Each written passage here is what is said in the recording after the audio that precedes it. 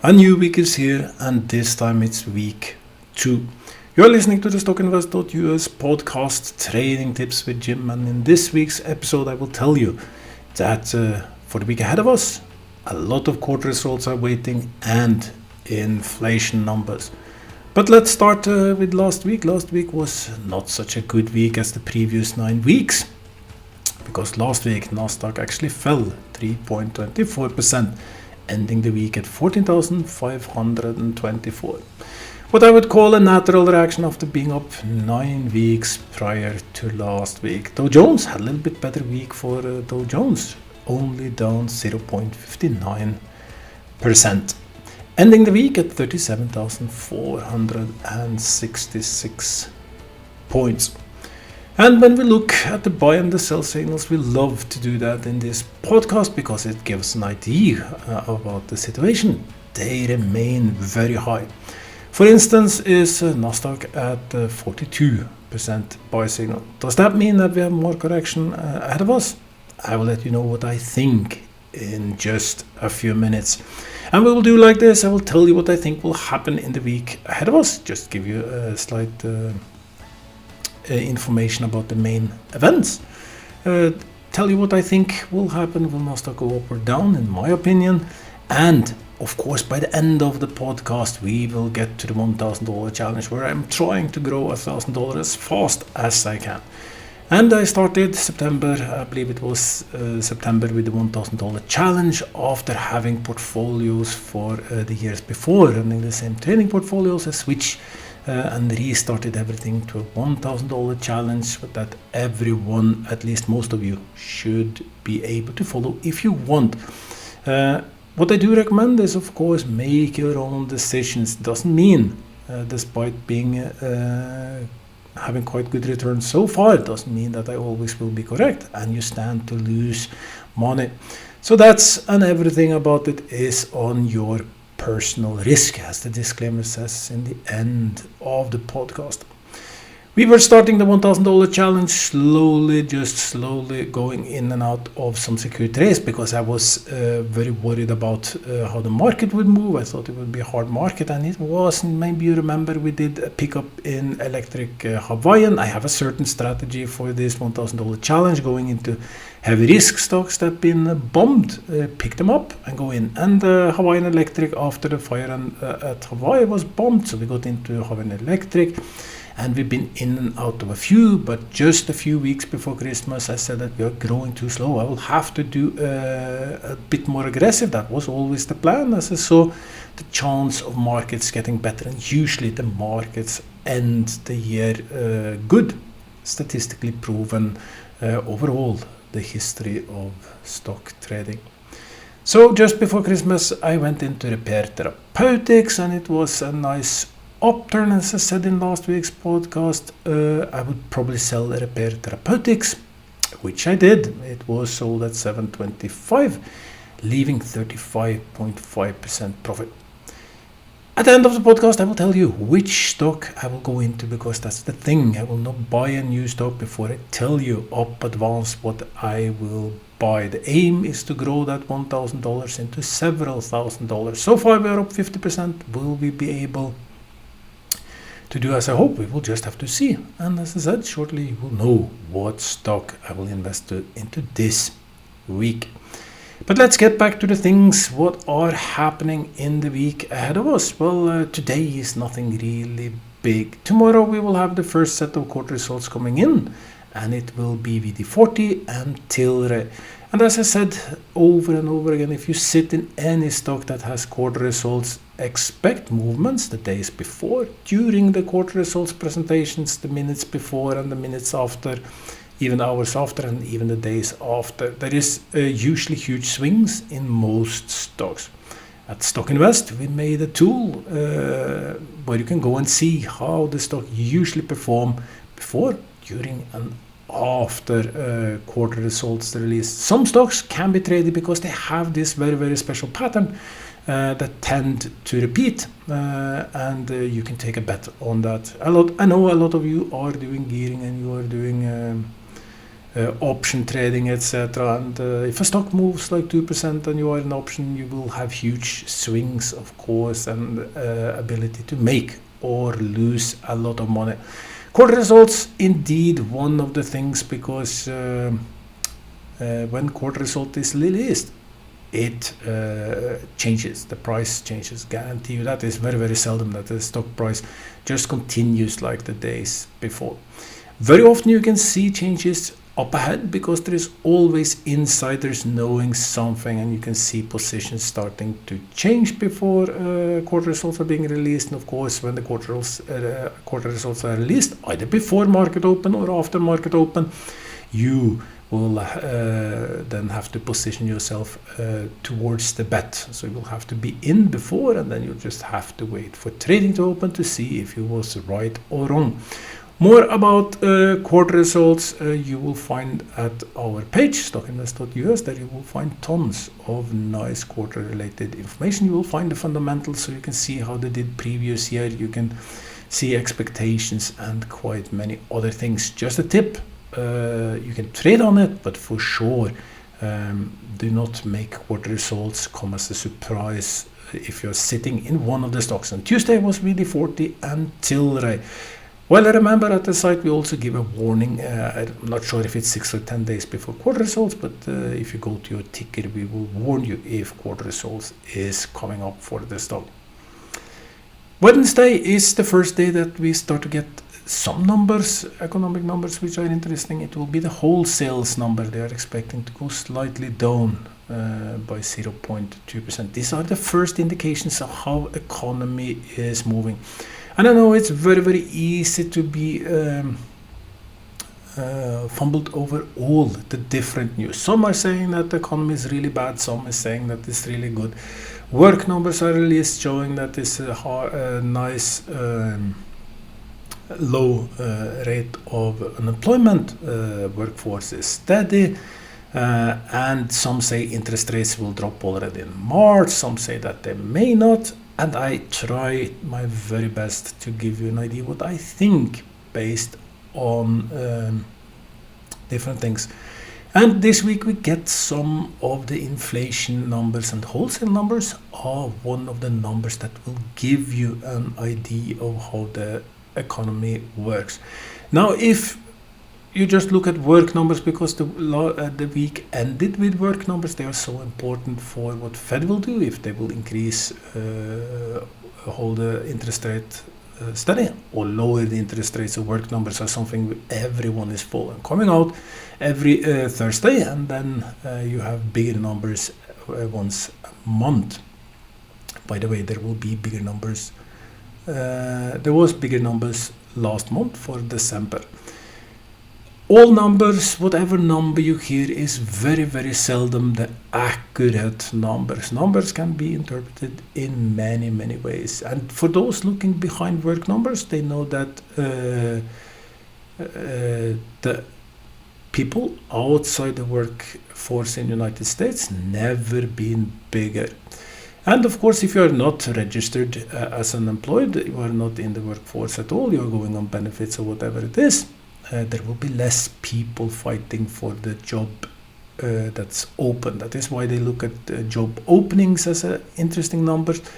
And I saw a few facts about the actual job numbers. The amount of people working 2, even 3 jobs in the United States to keep being able to pay for inflation and everything that has been over the last 3 years is just insane. How long can you do? And this week, as I said, we are at inflation numbers. Will this bad inflation that eats up your economy, will it continue? The bet, I think it was Morgan Stanley that has an indicator just a few weeks ago. The bet was 88% that inflation will be reduced, that interest rates will be reduced in the next big Fed meeting. Now it's down to 66, and the reason is because parts of the economy is showing some strength. Job numbers was one of them, and the government still keeps pushing. United States is printing money like crazy, and much of it is going into government, hiring more governmental employees and pushing up the economy. Norway, which, because I'm Norwegian, I follow Norway a lot, and it always irritated me quite much when there is so much different news. I think that media should try their very best to be more accurate. They just invite whoever screams the most and what is the best clickbait headline they can generate, because one day it's, oh, good news for you, interest rates will go down. Next day it's bad news for you, interest rates may stay high. Inflation is not such a big issue as it was. Maybe you remember, if you're following this podcast or you just follow the news, you know that the huge inflation came. It was so obvious for anyone that follows. I told you long before it actually happened, because of the Ukraine war, the sanction, it had to happen. Then we got all the logistic issues with COVID, etc. So that inflation had to come, and all the money being pumped into the economy. Now we see different numbers go down across the line, which is good. But still, like last year, it was more than 24%, 25% inflation here in Lithuania, where I'm currently sitting. We have the headquarters of Stock Invest here in beautiful Vilnius.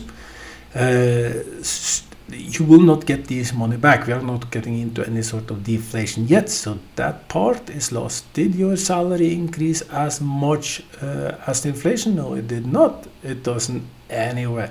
See some signs somewhere that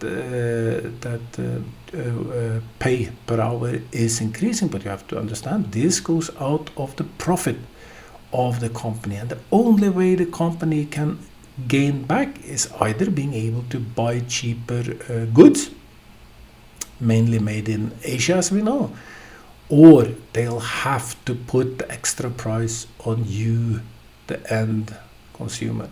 So while we celebrate that wagely hours are going up, which is really nice, we do also have to understand that this money will have to come somewhere, because any and every company has a certain limit which they have to keep to be sustainable. You cannot run, many people don't understand business and business at all, but it's very simple. You cannot run with losses. You have to make money, you have to have profit to pay for everything that is to pay for, and to be able to grow. So there's no way a company can usually run in minus for a few years, but eventually all your capital is used.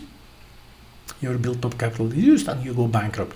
And bankrupts, by the way, are increasing at alarming pace. Norway, as a good example, I think it was 15 companies every single day in small little Norway is going bankrupt. That's insane increase, and it's expected to continue. They cannot compete with increased prices. You cannot push everything onto the consumer, and they are just falling slowly out of business. There is really a shakeout. It's the same thing in England. It's the same thing in the United States. It's even the same thing here in Lithuania. Wholesale numbers will give us an idea.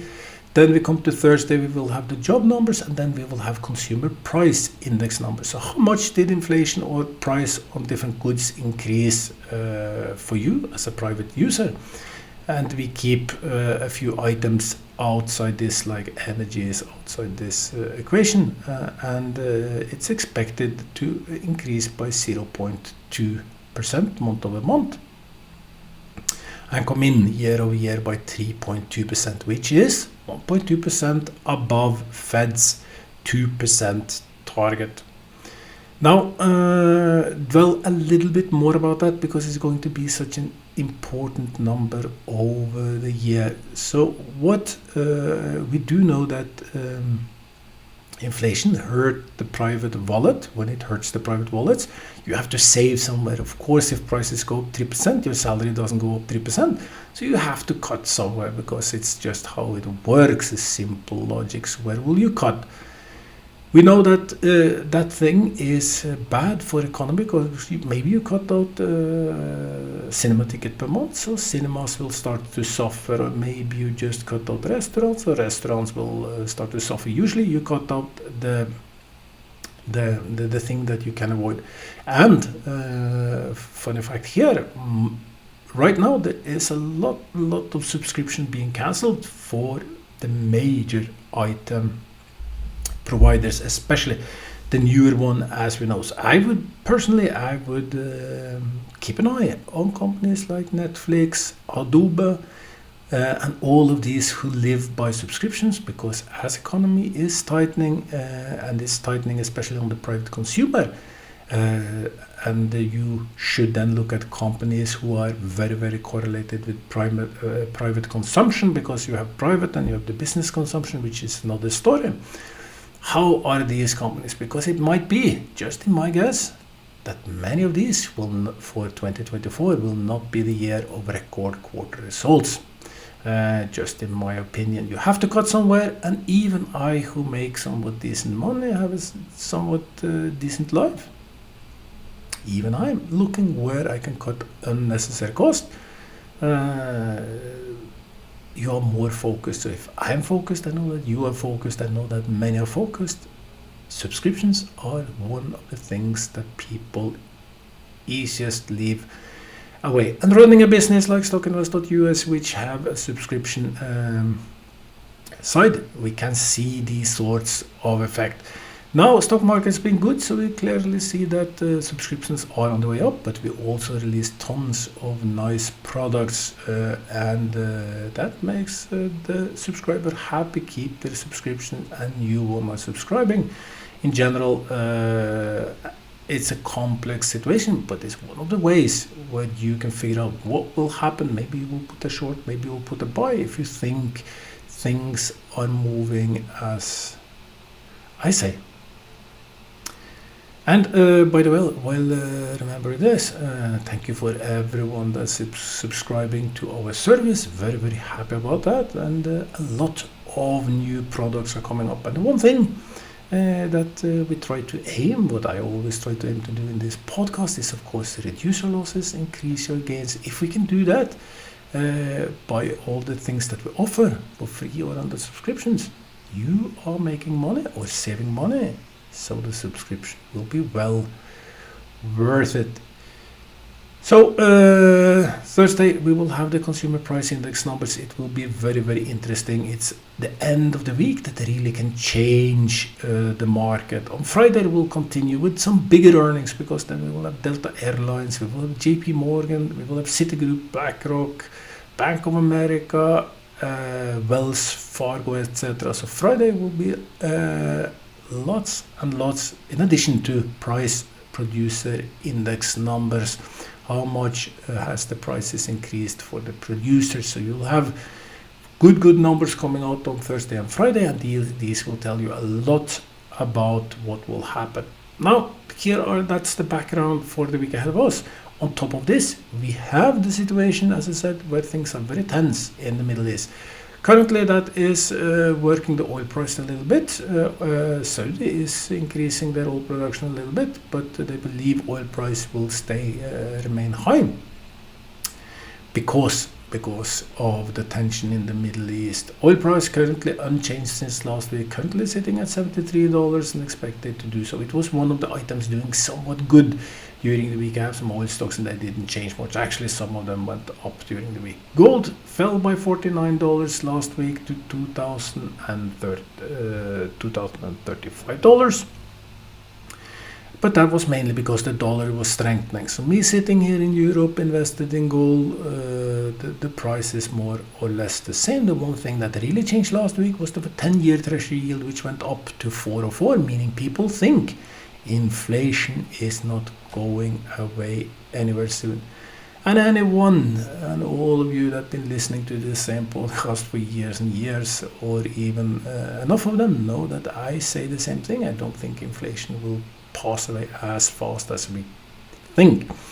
I don't think the end user in Norway should believe wholehearted that interest rates will start to drop drastically in Norway this year, as many celebrate and claim it will.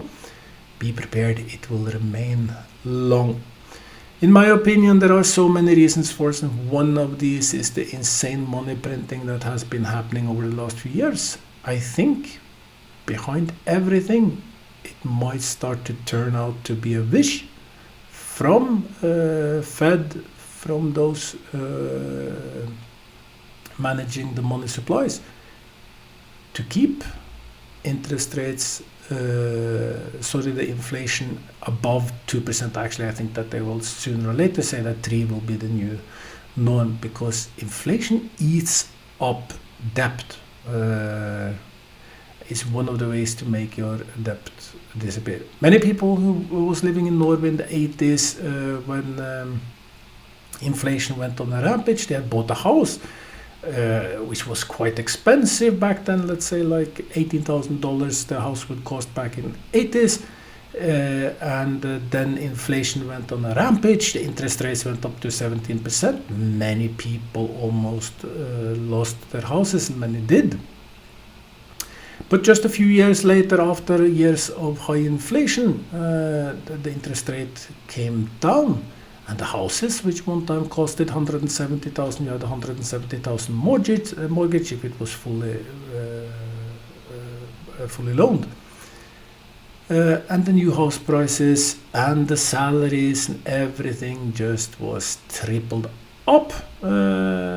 So 170,000 was really absolutely nothing. It was so huge back in the early 80s having that kind of mortgage, but when you got to the 90s, it was absolutely nothing. It was just pennies left. So inflation is a way to eat up debt, and maybe, just maybe, that is what Fed wants to do with the insane US debt. And the same thing in EU, because the fact is that while the money printer is hot in the US, it's even more crazy in EU. That is why the EU countries will suffer hardly. Germany already suffered, here in Lithuania people are also suffering because of that insane inflation, and it will just continue for more time. There is more pain ahead. Interest rates will slightly go down, inflation will cool. There is no reason it will go on a rampage unless we get more wars. And before jumping to the signals and get us to the $1,000 challenge, last week I told you the best bet, and I've said this so many times it's almost tiring. War industry is maybe where you want to be, because still for many, many months to come, you will have warmongers in US administration, and even if there is a change of parties governing in the United States, there is a lot of more warmongers on the other side as well. It seems like that's the one thing, and all the arming up in the world, all the tension. Russia is building more weapons than ever, so why should they just suddenly change plans when they've seen how aggressive the West is? So there is still lots and lots to be done in the war sector, and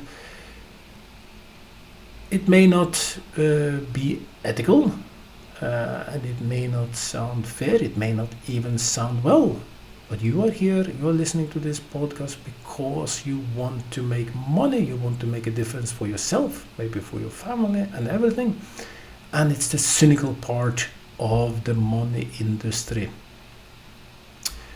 and stock trading is a part of this. I believe there will be so much money still to be made in the war industry, and it's not the big ones like Lockhart. Boeing, by the way, is a very good stock tips. It's not only these stocks. We have all the minor ones who produce minor items to the war industry. Artillery, for instance, artillery grenades, all the parts delivered. Now and then you read small stories about these companies growing from just being 100 man to suddenly being 1,000 man, etc. If you're able to scoop down these companies which are delivering to remember, someone has to deliver the food, someone has to deliver the ammunition, someone has to deliver all the items around, clothing, for instance. In this arms race which currently is, if you're able to find some of these smaller, you can stand to make a fortune. And even for the bigger ones, they will keep paying dividends, even if we get into a troubling year, especially last part of 2024 in the stock market. The war industry should be somewhat safe place to be, because, as mentioned so many times before, a part of the game is to reduce your losses, not be sitting where the major downtrends are. If the downtrend comes for the market in general, there will be some stocks that will hold very good up. You just have to find one of them. Enough about war. Let's go to the stock invest signals. These are the buy and sell signals. How many stocks are giving buy signals? Right now, 42% of all stocks are giving buy signals.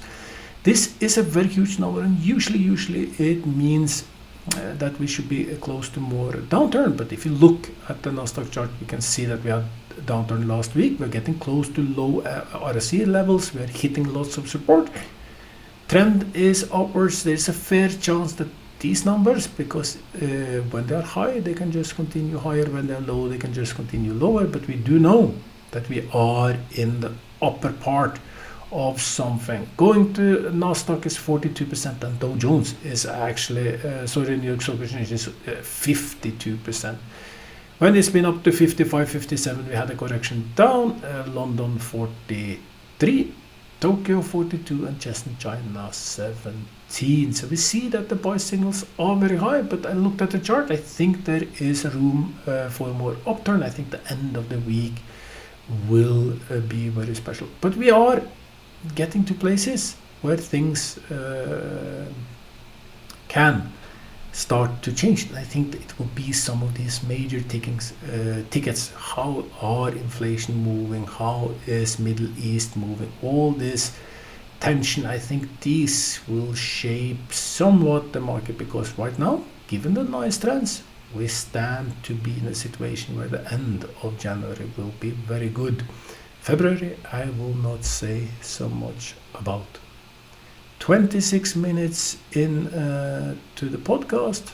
I believe it will be a fair chance of a green week for Nasdaq, and especially the last end of the week. Actually, my bet is for a green week in the markets. Last week was a natural correction after the long upturn. It may continue this week. It can be much worse than we think.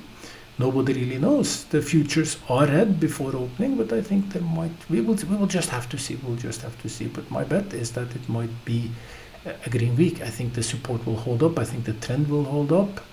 And I, of course, found one stock which I think will do good if I'm correct. That is the $1,000 challenge. So how can we grow $1,000 as fast as we can? To do that, we have to take risks, and we've been playing a little bit, or I have been playing. We have not been playing, but I have been playing with this. And I bought Repare Therapeutics 535, held it for some few weeks. I got sick before Christmas with flu, etc. So I was not in the mood to do anything, but kept the stock. It went far over 7, and the last week I told you I would look into sell Repare Therapeutics and give you a new stock which I will buy. Repare Therapeutics was sold, I believe it was on Tuesday if I'm not mistaken, for $725, ending up 35.51% since we bought it. Currently we have 1,000. I have to try to remember. I saw the number before the podcast started. 1,000, I think it was 508-ish or something to play with. By the way, I use interactive brokers.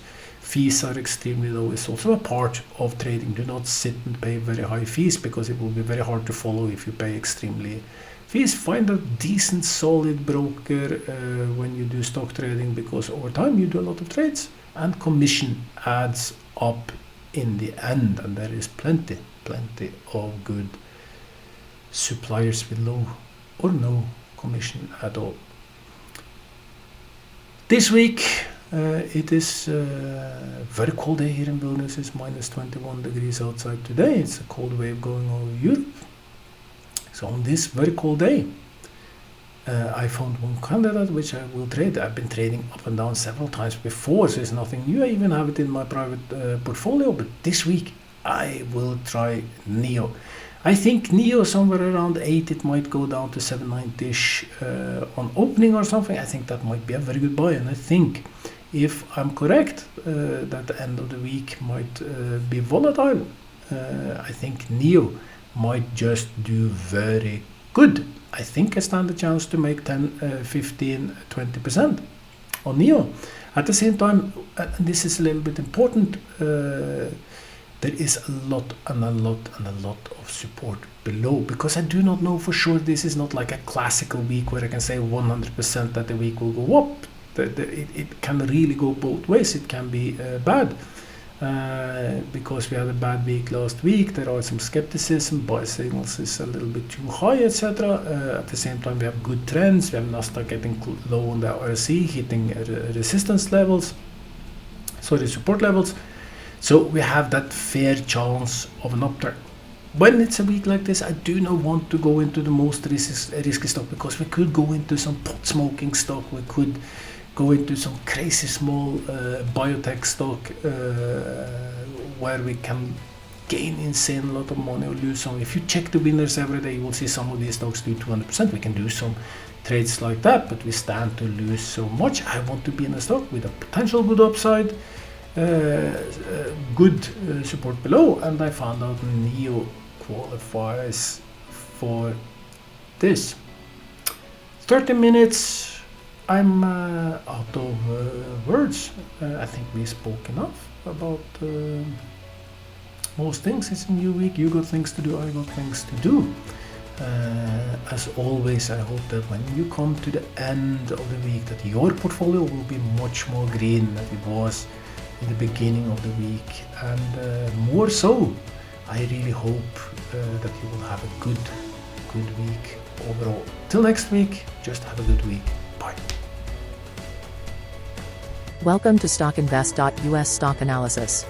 We remind you that trading involves a high risk of losing money, and that you should speak with a financial advisor before buying or selling any securities. You should not base your investment decision upon StockInvest.US. By using the information, you agree and are held liable for your own investment decisions.